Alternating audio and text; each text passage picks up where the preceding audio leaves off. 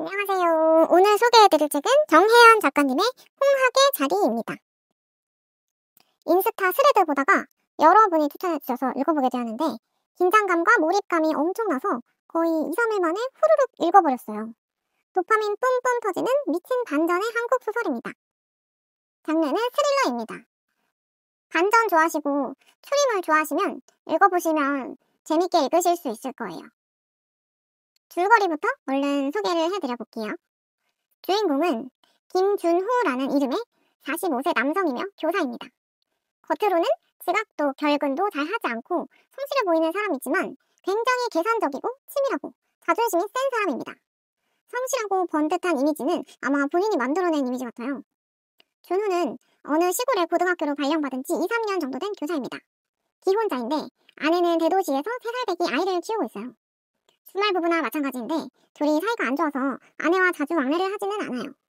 구체적인 이유는 나오지 않았지만 성격 차이가 있어서 준호는 아내를 답답해하고 거의 투명인간 취급을 하고 줄곧 이혼 노래를 불렀었지만 아내는 가정을 지키고 싶어합니다. 그러다가 준호가 시골로 전근 신청을 하고 셀프 기러기 아빠 생활을 하는데 아내와 떨어져서 혼자 살며 나름 만족해하며 살고 있어요.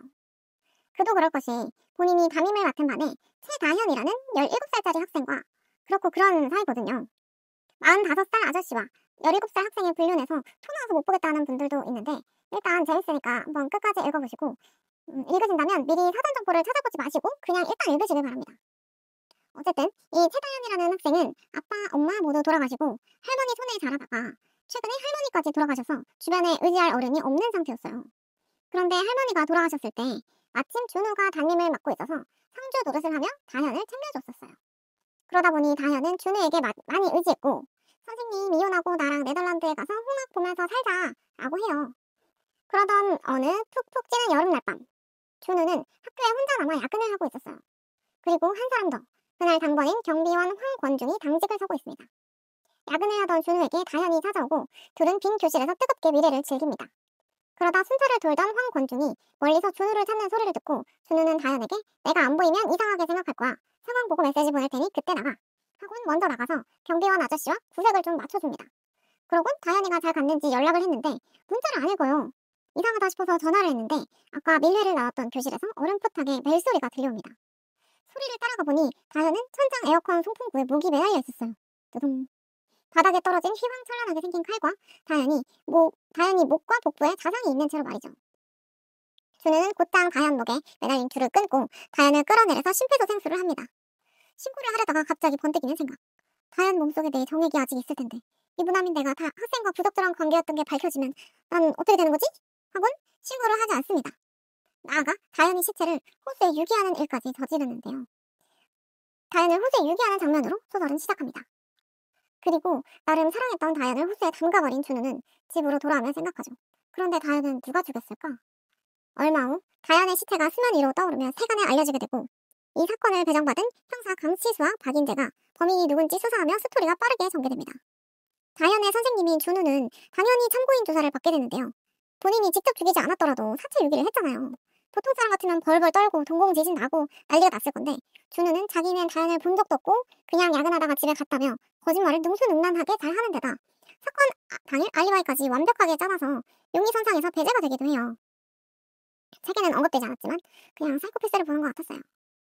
과연 다현을 죽인 진범은 누구인지 그리고 준호가 다현을 호수에 담가버린 사실이 밝혀질지는 책을 통해 확인하시기 바랍니다.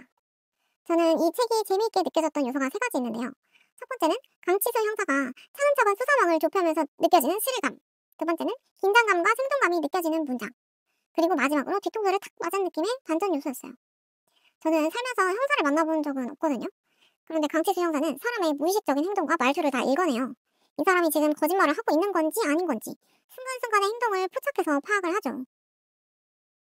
그래서 김준호와 처음 대면했을 때부터 저 사람 뭔가 좀 구리다라고 생각하는 듯 했어요.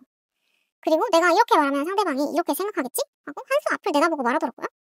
일부러 필요한 정보를 나중에 말해주기도 하는 등 여러 가지 심리전을 펼치는데 저는 이거 보고 혹시라도 내가 살면서 범죄를 저지르면 그냥 바로 자수해야겠다 생각했어요. 저 같은 쫄보는 괜히 어설프게 거짓말하다가 가중처벌만 돼. 그리고 생동감이 넘치는 장르의 책에 물다다 보면 눈이 막 미친 듯이 굴러가며 글을 읽을 때가 있거든요. 제가 이 책을 읽으면서 그랬는데요. 한 부분을 발췌를 하자면 집에 도착했을 때는 거의 제정신이 아니었다. 온몸은 땀에 젖어 있었고 눈물은 멈추지 않았다. 눈이 터져 나갈 것 같았다. 구역질이 쉴 새 없이 밀려 올라왔다.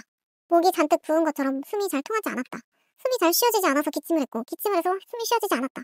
구역질이 밀려 올라와서 숨이 안 쉬어지는 것인지, 기침 때문에 숨이 쉬어지지 않는 건지, 호흡기에 무슨 문제가 생긴 것인지 알 수 있는 것은 아무것도 없었다. 집에 도착하는 동안 몇 번이나 차선을 넘어 사고가 날 뻔했다. 차량이 거의 없는 심야가 아니었다면 사고가 났어도 이상한 상황이 아니었다. 이 부분 읽는데 저도 모르게 숨을 참고 있었더라고요. 내가 준우고 준우가 나고 뭐지? 여튼 문장이 글에 몰입하게 만드는 힘이 있다고 느꼈습니다. 그리고 이 책이 더욱 특별하게 느껴졌던 이유가 뭐냐면 반전이 있거든요. 크게 세 가지가 있는데 하나는 아무래도 다현을 죽인 범인은 누구일까? 입니다. 그리고 두 번째는 준우가 다현의 시체를 어떻게 호수로 옮겼을까? 하는 점이에요.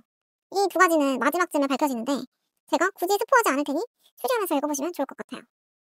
그리고 나머지 반전은 추리도 못할 반전인데 이거는 제가 미리 말씀을 못 드리지만 되게 뒤통수 맞은 기분이었어요. 책의 제목과도 관련 지어지는 내용인데 저는 좀 납득이 어렵다고 받아들여지면서 작가님께 좀 제대로 낚인 기분? 하지만 이 갑툭튀한 반전 때문인지 저는 이 책이 머릿속에 제대로 각인돼서 잊지를 못할 것 같아요. 그리고 이 반전이 책에서 꼭 필요했을까? 하는 독자들끼리의 토론거리를 남겨주거든요. 그런 점에서 저는 오히려 좋아 였어요. 일단 읽어보시고 나서 댓글로 의견 나눠주시면 감사하겠습니다. 일단 책 소개는 여기서 마치고요. 저는 지금 하얼빈 읽다가 홍학의 자리를 알게 됐고 다 읽고 나니까 작가님의 다른 작품인 더블이라는 책 읽고 싶어지더라고요. 그래서 도서관에 예약을 걸어놓은 상태입니다. 하얼빈 마저 읽으면서 기다리겠어요. 둘 중 뭐든 다 읽고 재밌으면 다음 소개 영상으로 돌아오도록 하겠습니다. 그럼 다들 더위 조심하시고요. 좋은 하루 보내시고요. 안녕.